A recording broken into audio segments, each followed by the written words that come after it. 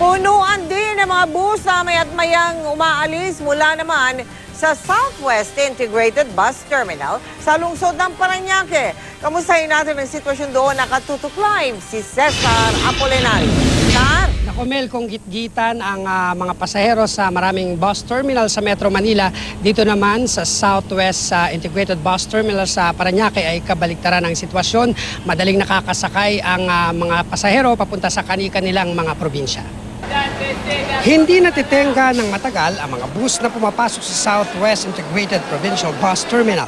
Kahit sandamakmak ang dumarating na pasahero, madali silang nakakasakay at biyahe agad ang mga bus dahil puno na. Biyaheng Batangas, Tagaytay, Laguna at Cavite ang mga bus dito. Medyo mas okay siya ngayon. Kaya lang traffic pa rin sa EDSA. Hindi tulad ng dati talaga na grabing pila eh. Ang mga bagong dating na bus galing probinsya pinapipila sa isang malawak na espasyo malapit sa terminal. Pinapayagan lang pumasok sa terminal pag marami ng pasahero gustong sumakay. Gaya sa ibang terminal, naglalaro sa 900 na bus ang bumabiyahe sa terminal ng Coastal. Mahigit 50,000 naman ang pasahero na bumabiyahe rito kada araw.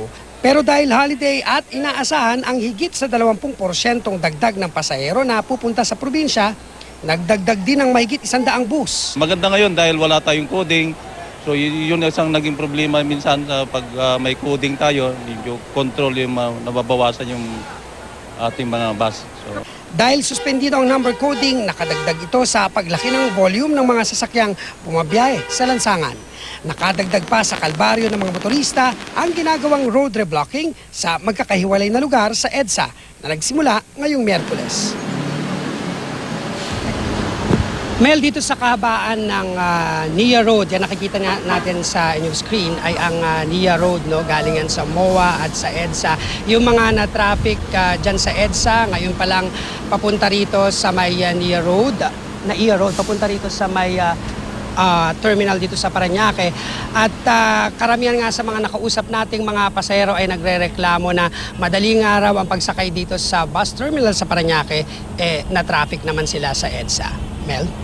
Maraming salamat sa iyo, Cesar Apolinario.